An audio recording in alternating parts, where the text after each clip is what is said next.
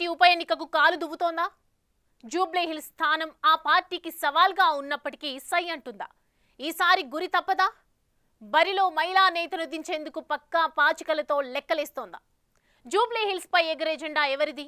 కేంద్ర మంత్రి ఇలాకాలో ఉన్న జూబ్లీహిల్స్ స్థానంపై బీజేపీ పట్టు సాధిస్తుందా? అసలు జూబ్లీహిల్స్ పై కమలం పార్టీ ప్రణాళిక ఏంటి? జూబ్లీహిల్స్ ఉప ఎన్నికపై కమలదళం కన్నేసింది. ఆ సీటును కైవసం చేసుకునేందుకు వ్యూహాలకు పదును పెడుతుంది. హిల్స్ పై జెండాను ఎగురవేసే సత్తా ఉన్న అభ్యర్థిని ప్రకటించి ఆ స్థానాన్ని తమ ఖాతాలోకి వేసుకోవాలని కాషాయ పనివారులు ఉవ్విళ్లూరుతున్నారు. పార్టీలో టికెట్ ఆశిస్తున్న నేతలెవరు?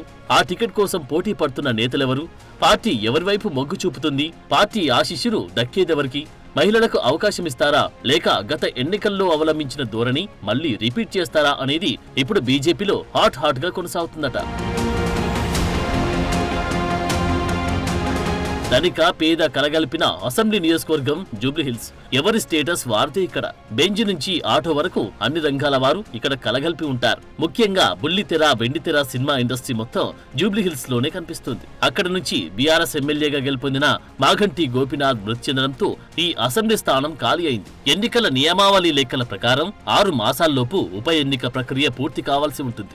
అందులో భాగంగానే ఈ అసెంబ్లీ స్థానంపై అన్ని రాజకీయ పక్షాలు ఉప ఎన్నిక రణరంగానికి రెడీ అవుతున్నాయి. వ్యూహాలకు పదును పెడుతున్నాయి. అయితే గత ఎన్నికల్లో జరిగిన తప్పిదాలను దృష్టిలో పెట్టుకుని ఈ ఉప ఎన్నికల్లో కమలం పార్టీ పక్కా స్కెచ్ వేస్తుందనే సంకేతాలు అందుతున్నాయి. కాంగ్రెస్ ప్రజాపాలన వచ్చిన తర్వాత వస్తున్న రెండో అసెంబ్లీ స్థానం ఉప ఎన్నిక ఇది. ఈ ఎన్నిక ఇటు కాంగ్రెస్ అటు బీజేపీ బీఆర్ఎస్ పార్టీలకు కీలకం కానుంది. ఈ ఎన్నికల్లో గెలుపు రాబోయే ఎన్నికలకు దిక్సూచిగా నిలుస్తుందనే అంచనాల్లో అన్ని పార్టీలున్నాయి. అంతేకాదు గ్రేటర్ హైదరాబాద్ మున్సిపల్ ఎన్నికలకు ముందు జరిగే ఈ ఉప ఎన్నిక దశ దిశలను మార్చి ఎన్నికగా అన్ని ప్రధాన రాజకీయ పార్టీలకు ప్రతిష్టాత్మకమేననే అభిప్రాయాలు పొలిటికల్ సర్కిల్లో వ్యక్తమవుతున్నాయి.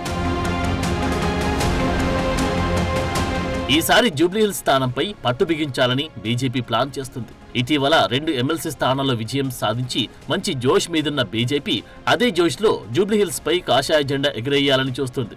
అందులో భాగంగానే కాషాయ నేతలు జూబ్లీహిల్స్ స్థానంపై గ్రౌండ్ ప్రిపేర్ చేసుకునే పనిలో నిమగ్నమయ్యారు. సికింద్రాబాద్ పార్లమెంట్ పరిధిలో జూబ్లీహిల్స్ అసెంబ్లీ నియోజకవర్గం ఉంది. సికింద్రాబాద్ ఎంపీగా కొనసాగుతున్న కేంద్ర మంత్రి కిషన్ రెడ్డికి ఈ ఉప ఎన్నిక సవాల్గా మారనుంది. 2023 అసెంబ్లీ ఎన్నికల్లో ఇక్కడ కాషాయ పార్టీ 3వ స్థానానికి పరిమితమైంది. అయితే ఈ ఉప ఎన్నికల్లో కూడా గతంలో పోటీ చేసిన వారికి టికెట్ ఇస్తారా లేదా మరొకరికి అవకాశం ఇస్తారా అన్నది కమలంలో ఆసక్తికరంగా మారింది. ఉప ఎన్నిక షెడ్యూల్ హడావిడి కంటే పార్టీలో టికెట్ ఎవరికి అనే దానిపై చర్చ మొదలైంది. గత అసెంబ్లీ ఎన్నికల్లో జూబ్లీహిల్స్ నుంచి లంకాల దీపక్ రెడ్డికి పార్టీ అవకాశం ఇచ్చింది. లంకాల దీపక్ రెడ్డికి కేవలం 25,000 ఓట్లే పోలయ్యాయి. అధిష్టాన పెద్దలు దీపక్ రెడ్డి వైపు పెద్దగా మొగ్గు చూపలేకపోయినప్పటికీ కేవలం కిషన్ రెడ్డికి అత్యంత సన్నిహితుడిగా పేరు ఉండడం వల్లే దీపక్ రెడ్డికి గత ఎన్నికల్లో అవకాశం వచ్చిందనే టాక్ ఉంది. అయితే గత ఎన్నికల్లో పరాజయం పాలైన దీపక్ రెడ్డిపై సానుభూతి కలిసొస్తుందని కిషన్ రెడ్డి భావిస్తున్నారట.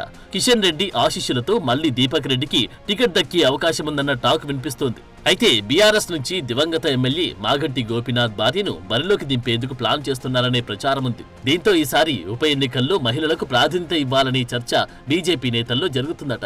అంతేకాదు మహిళలకు ఈసారి అవకాశమిస్తే బీజేపీలో మహిళా ప్రాతినిధ్యం తగ్గిందనే విమర్శలకు సైతం చెక్ పెట్టొచ్చని పార్టీ పెద్దలు భావిస్తున్నారట. ప్రస్తుతం పార్టీలో ఎంపీలు, ఎమ్మెల్యేలు, ఎమ్మెల్సీలు కలిపి 21 మంది ఉన్నారు. వారిలో ఎంపీ డీకే అరుణను మినహాయిస్తే చట్టసభల్లో మహిళా ప్రాతినిధ్యమే కనిపించదు. అందులో భాగంగానే ఉప ఎన్నికల్లో మహిళలకు అవకాశం ఇవ్వాలనే యోచనలో నాయకత్వం ఉన్నట్లుగా తెలుస్తోంది. మహిళా శక్తితోనే జూబ్లీహిల్స్ లో విజయం సాధించి కాంగ్రెస్ పార్టీకి ప్రత్యామ్నాయం బీజేపీనే అని చాటుకోవడానికి బీజేపీ పెద్దలు తాపత్రయపడుతున్నారంట.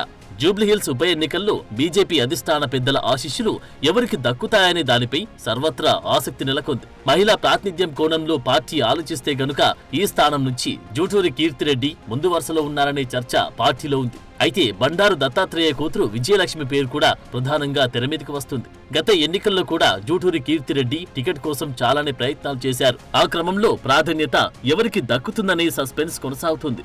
అయితే గత ఎన్నికల్లో ఫలితాలు విశ్లేషించుకుని ఈసారి అందుకు భిన్నంగా మహిళా నేతను రంగంలోకి దింపేందుకు సిద్ధమైనట్టుగా తెలుస్తోంది. అది అటుంచితే జూబ్లీహిల్స్ టికెట్ కేటాయించాలని గత అసెంబ్లీ ఎన్నికల్లో సైతం పార్టీ అధిష్టానాన్ని చాలా మంది ఆశావాహులు వేడుకున్నారు. ఈసారి ఛాన్స్ దక్కించుకోవడానికి ఢిల్లీ స్థాయిలో లాబియింగ్ మొదలుపెట్టినట్లు ప్రచారం సాగుతుంది. మరి చూడాలి పార్టీ అధిష్టానం ఎవరికి అవకాశమిస్తుందో.